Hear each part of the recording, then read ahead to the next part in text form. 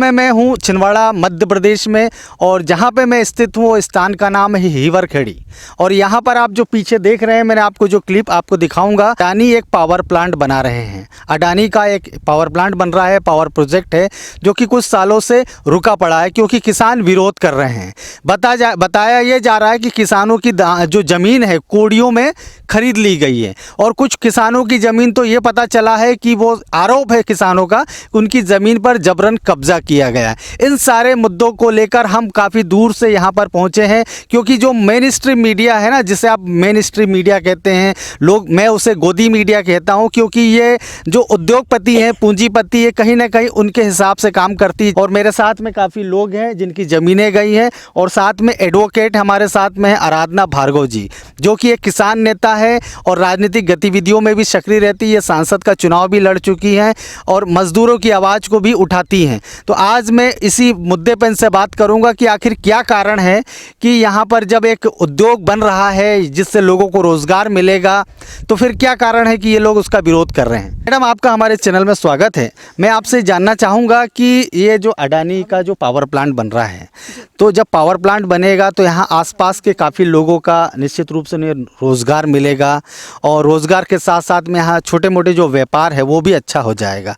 और ये काफ़ी मैं देख रहा हूँ पिछड़ा हुआ एरिया है, तो फिर आप लोगों को क्या तकलीफ है? विकास पे आप लोग रोड़ा अटका रहे, ऐसा आरोप क्यों लगाया जाता? सवाल इस बात का है साथियों कि हमारे किसानों ने सहर्ष इस ज़मीन को दे दिया था कि हमारे को रोज़गार भी मिलेगा और हमारे को ज़मीन बिजली भी मिलेगी और प्रदेश की उन्नति होगी। 3000 रुपये एकड़ में किसानों ने अपनी बिना किसी आंदोलन के सहमति से ज़मीन को दे दिया। 27 साल तक यहाँ पर कोई थर्मल पावर नहीं बना। किसान अपनी ज़मीनों पर बाकायदा रहे, कोई आंदोलन नहीं, कोई परेशानी नहीं। उसके बाद मध्य प्रदेश सरकार ये थर्मल पावर बनाने में पूर्णतः असमर्थ रही। 2010 में इन्होंने अदानी को ज़मीन दे दी। आज देखिए 2020 हो गया, 10 साल में भी अदानी ने थर्मल पावर नहीं बनाया, वो जबकि नए भू अर्जन अधिनियम में है। अवार्ड पारित होने के 5 साल के अंदर अगर कोई परियोजना पूरी नहीं होती तो किसान की ज़मीन किसान को वापस कर देनी चाहिए। नहीं, लेकिन मैडम मैं बीच में आपको रोक रहा हूँ। मतलब आपने बोला कि 10 साल हो गए और अभी तक पावर प्लांट नहीं बना, तो इसमें रोड़े अटकाने का आरोप तो किसानों और आप पर है। हाँ, रोड़े अटकाने का सवाल नहीं है। सवाल है जहाँ थर्मल पावर बनता है उसके 20 किलोमीटर के दायरे में 1 इंच अनाज का पैदा नहीं होता। और ये थर्मल पावर में ये कह रहे हैं हम 750 लोगों को रोज़गार देने का काम करेंगे। ये क्षेत्र में देखिए कि जहाँ पर पानी भरा पड़ा हुआ है, एक एक किसान 4-4 फसलें लेगा और अदानी कुछ भी नौकरी नहीं देगा। जितना हमारे किसान यहाँ नौकरी दे सकेंगे, यहाँ पर मंडी में माल बेचेंगे, कर्मचारियों को नौकरी मिलेगी, डीजल पेट्रोल डलेगा वो होगा, बिजली के कर्मचारी काम करते हैं उनको वेतन मिलेगा। यहाँ पर जो मजदूर काम करते हैं, सबसे ज़्यादा मजदूरी देने का काम हमारे किसान करेंगे और हमारा ये एरिया समृद्ध हो जाएगा। अदानी के आने से ज़मीनें ख़त्म हो जाएंगी। वो जब मध्य प्रदेश सरकार के पास एक्सेस पे बिजली है, अगर हमें जितनी बिजली चाहिए उससे दुगनी तादाद में अगर बिजली है तो इस थर्मल पावर को बढ़ाने की आवश्यकता क्या है? हम विकास विरोधी नहीं है। ये थर्मल आप देख रहे हैं, ये बांध बना है, बांध के किनारे किनारे आप सोलर प्लांट डाल दीजिए और बिजली पैदा करने का काम करिए। बिजली भी मिलेगी, पर्यावरण भी खराब नहीं होगा, खेती भी खराब नहीं होगी और ज़्यादा से ज़्यादा लोकल लोगों को रोजगार मिलेगा, क्योंकि बांध के अंदर नाव में नाविक चलेगा वो सोलर प्लांट को ठीक करने के लिए, और ज़मीन भी नहीं बर्बाद होगी। हमारा ये आग्रह है, इस तरीके से सरकार ने ये यहाँ पर जो थर्मल पावर इन्होंने बनाया है हरसूद वाले एरिया में, जो हरसूद पूरा डूबा है, वहाँ पर जो इन्होंने सोलर प्लांट बांध के अंदर डाले हैं, अच्छा। वही के वही सोलर प्लांट वो यहाँ डाले और बिजली पैदा करें और किसानों की ज़मीनें किसानों को वापस कर दे। और ये कंपनी राज हम लोग नहीं चाहते, हम किसानों का राज चाहते हैं। इसलिए साथियों हम लोग विरोध कर रहे हैं। हमारा ये जो वाला एरिया देख रहे हैं, इस किसान को एक भी पैसे का मुआवजा नहीं दिया। अभी उसने अपना सीमांकन कराया तो वो ज़मीन उसकी है जिस पर अदानी ने जोर जबरदस्ती करके इस बिल्डिंग को बनाया। और इसका विरोध भी हुआ। छोटे झाल की जंगल पर भी इन्होंने अतिक्रमण किया। तहसीलदार के यहाँ मुकदमा चला और तहसीलदार ने इस बिल्डिंग को तोड़ने का आदेश दिया और 6 लाख रुपए जुर्माने का भी आदेश देने का काम किया। परंतु अभी इस तरह की गुंडागर्दी जो चल रही है तो किसान बहुत इससे दुखी और परेशान। लेकिन जब तहसीलदार ने आदेश दे दिया है तो ये इसे तोड़ा क्यों नहीं गया, इसके बारे में आपने जानकारी ली है? उसके खिलाफ वो कहते हैं कि वो हाई कोर्ट में गए हैं। अब हाई कोर्ट में गए तो हाई कोर्ट में पेंडिंग मामला पड़ा हुआ है, पर वो किसान तो दाने दाने के लिए मोहताज है जिसकी इतनी कीमती ज़मीन है। अभी देखिए वो बच्चे दूसरों के जानवर चरा रहे हैं और दूसरों के जानवर चराने में उन्हें क्या मिलता होगा साथियों, आप इस बात को समझें।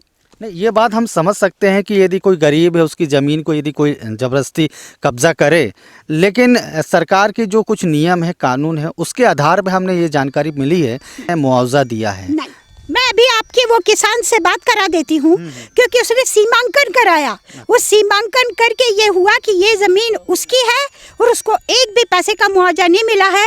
और अगर दिया है मुआवजा तो बर्डन ऑफ प्रूफ अदानी के ऊपर है कि वो बताए कि ये जगह जो जिस पर आपने बिल्डिंग बनाई है उस व्यक्ति को एक भी पैसे का मुआवजा दिया होगा, तो रिकॉर्ड तो उनके पास है, वो इस चीज़ को बताए। जी जी, तो ऐसा कोई किसान है जो आप जिनसे मिलवा सकते हाँ, हैं? ये किसान साथी खड़े हुए हैं। आपका नाम क्या है? मेरा नाम योगेश वर्मा है। योगेश जी, आपकी ज़मीन कहाँ पे है? आप कुछ लोग कह रहे हैं कि आपकी ज़मीन पे पावर प्लांट बन रहा है। नहीं, अब ये हमारे साथी भाइयों की ज़मीन है। हमारी ज़मीन थोड़ी अंदर पे है, वो अभी उधर बकरी वगैरह चरा रहे हैं। हमारी अंदर पे, और ये काफ़ी लंबे समय से ज़मीन पावर प्लांट के अधिकृत है।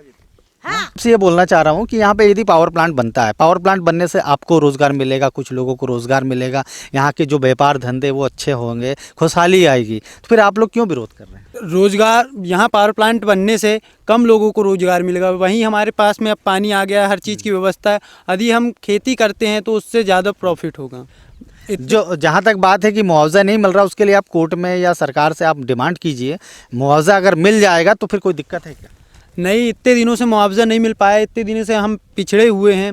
हमें जो काम करना पड़ रहा है, जिस तंगी से गुजरना पड़ रहा है, उसके बावजूद हमारे लिए कुछ नहीं किया गया। हमें हमारी ज़मीन वापस मिल जानी चाहिए, ये हम चाहते हैं। रोज़गार की आपको चिंता नहीं है? रोज़गार अगर यहाँ पर हम काज करेंगे तो और भी हमारे साथियों को भी रोज़गार मिलेगा, हमारे साथ साथ हमारे साथियों को भी रोज़गार मिलेगा जो कि पिछड़े हुए हैं। अच्छा, जो आप किसानी करेंगे तो है ना? हाँ, वो। अच्छा, ठीक है योगेश जी, आपकी ज़मीन तो नहीं है ना? नहीं, हमारी ज़मीन थोड़ा अंदर पे है, उसका तो 3000 रुपये पर एकड़ के भाव से मुआवजा मिला है। लेकिन आप भी समझते हैं कितनी ज़मीन गई है आपकी? हमारी लगभग 15-16 एकड़ ज़मीन गई है। अच्छा, और 3000 रुपये एकड़ के हिसाब से गई। अगर वही ज़मीन हम मार्केट में खरीदने जाएंगे तो बहुत ज़्यादा महंगी उसका। 30 लाख रुपए एकड़ में नहीं है साहब वो ज़मीन। अच्छा, है ना? क्योंकि ये देखिए ना, पानी ही सामने खड़ा है। जिस जमीन का 3,000 रुपया मुआवजा दिया, और ये जमीन आज की तारीख में सबसे ज्यादा उपजाऊ है। यहाँ पर 4 फसलें पैदा हो सकती है क्योंकि माचोगोरा डैम का पानी साथियों आप दे रहे हो। किसी भी कीमत पर अदानी उतना पैसा हमें दे ही नहीं सकता जितना एक मेरा किसान कमाएगा। और एक व्यक्ति को आप नौकरी दोगे और जब वो वृद्ध हो जाएगा तो उसके परिवार को कुछ नहीं मिलेगा। मेरे यहाँ एक किसान से कितने परिवार पलेंगे और पीढ़ी दर पीढ़ी बढ़ती चली जाएगी। आप कल्पना करिए क्या वो उतना वेतन देगा जितना मेरा किसान पैदा कर सकेगा। जी जी जी।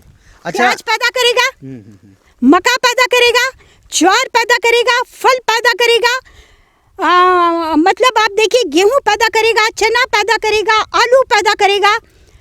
यहाँ पर तो अब तो गन्ना भी पैदा होगा, है ना? फलदार वृक्ष यहाँ पर लगेंगे, पपीता यहाँ होगा, अंगूर यहाँ होगा, अनार यहाँ होगा। तो आप सोचिए महीने में एक किसान कितना कमाएगा, उस तुलना में अदानी क्या देगा? कितना आपको वेतन मिलता है? वहीं अगर आपके पिताजी की अगर ज़मीन हो तो कितना गुना ज़्यादा कमाएंगे। और भाईचारे के साथ रहकर ये चारों तरफ हरियाली होगी और पर्यावरण का प्रदूषण नहीं होगा और हमारी धरती माता बची रहेगी। हम अपनी धरती को आग के गोले के अंदर डालना नहीं चाहते। ये हमारी माँ है और ये माँ के साथ हमारा माँ का रिश्ता है और हम अपनी माँ को आग के गोले में नहीं जाने देंगे, थर्मल पावर नहीं बनने देंगे। बिजली के पक्षधर है, सोलर से बिजली बनाइए और लोगों को रोजगार मतलब आप पर्यावरण को बचाना चाहते हैं। हाँ। और आप हरी भरी धरती चाहते हैं।